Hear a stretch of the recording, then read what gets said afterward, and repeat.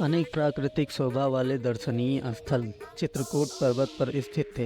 अतः चित्रकूट में निवास करते हुए राम उन दर्शनीय स्थलों का सीता को घूम घूम कर उनका दर्शन कराने लगे। भांति भांति की बोली बोलने वाले पक्षियों, नयनाभिराम पर्वतमालाओं तथा उनकी शिखरों, विभिन्न प्रकार के फलों से लदे हुए वृक्षों को देखकर सीता अत्यंत प्रसन्न हुई। ऐसे ही जब एक दिन राम प्राकृतिक छटा का आनंद ले रहे थे तो सहसा उन्हें चतुरंगिणी सेना का कोलाहल सुनाई पड़ा और वन्य पशु इधर उधर भागते हुए दृष्टिगत हुए। इस पर राम लक्ष्मण से बोले, हे सुमित्रा नंदन, ऐसा प्रतीत होता है कि इस वन प्रदेश में वन्य पशुओं के आखेट हेतु किसी राजा या राजकुमार का आगमन हुआ है। हे वीर, तुम जाकर इसका पता लगाओ। लक्ष्मण तत्काल एक ऊंचे साल वृक्ष पर चढ़ गए और इधर उधर दृष्टि दौड़ाने लगे।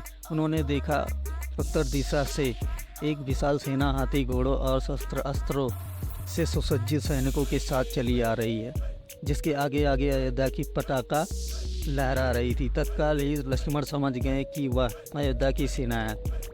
राम के पास जाकर क्रोध से कांपते हुए लक्ष्मण ने कहा, भैया, कैकेयी का पुत्र भरत सेना लेकर चला आ रहा है। अवश्य ही वह वन में अकेला पाकर हम लोगों का वध कर देना चाहता है, ताकि निष्कष्टक होकर अयोध्या का राज कर सके। आज मैं इस षड्यंत्रकारी भरत को उसके पापों का फल चखाऊंगा। भैया, चलिए कांवच्चों से सुसज्जित होकर पर्वत की चोटी पर चलें। राम बोले, सौमित्र, तुम ये कैसी बातें कर रहे हो? धनुष तान कर खड़े होने की कोई आवश्यकता नहीं है। भरत तो मुझे प्राणों से भी प्यारा है। भला भाई का स्वागत अस्त्र शस्त्रों से किया जाता है। अवश्य ही वह मुझे अयोध्या लौटा ले जाने के लिए आया होगा। भरत में और मुझ में कोई अंतर नहीं है, इसलिए तुमने जो कठोर शब्द भरत के लिए कहे हैं वे वास्तव में मेरे लिए कहे हैं। स्मरण रखो, किसी भी स्थिति में पुत्र पिता के और भाई भाई के प्राण नहीं लेता। राम के भर्तृषा भरे शब्द सुनकर लक्ष्मण बोले, हे प्रभु, सेना में पिताजी का श्वेत छत के नहीं है। इसी कारण ही मुझे यह आशंका हुई थी कि मुझे क्षमा करें। पर्वत के निकट अपनी सेना को छोड़कर भरत शत्रुघ्न राम की कुटिया की ओर चले। उन्होंने देखा यज्ञ वेदी के पास वृक्षाला पर चटाधारी राम वक्कल धारण किए बैठे थे।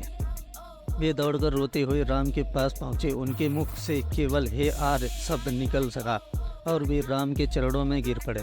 शत्रुघ्न की भी यही दशा थी। राम ने दोनों भाइयों को पृथ्वी से उठाकर हृदय से लगा लिया और पूछा, भैया, पिताजी तथा माताएं कुशल से हैं ना? गुरुकुल वशिष्ठ कैसे हैं? तुमने तपस्वियों जैसा वक्कल क्यों धारण कर रखा है? रामचंद्र के वचन सुनकर आंसुपूरित भरत बोले, भैया, हमारे परम तेजस्वी धर्मपरायण पिता स्वर्ग सिधार गए।